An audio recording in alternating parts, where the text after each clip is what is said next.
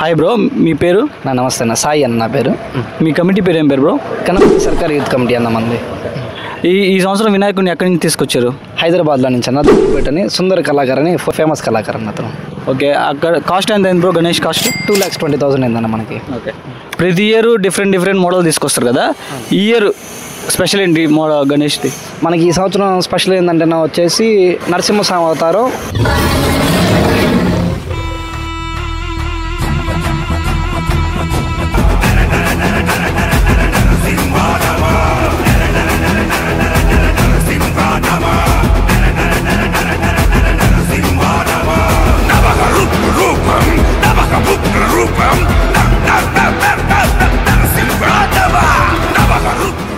మీ పేరు బ్రో? అయినా బతిన్ సాయి బ్రో. ఈ సంవత్సరం సెలబ్రేషన్స్ ఎలా ఉండబోతున్నాయి బ్రో?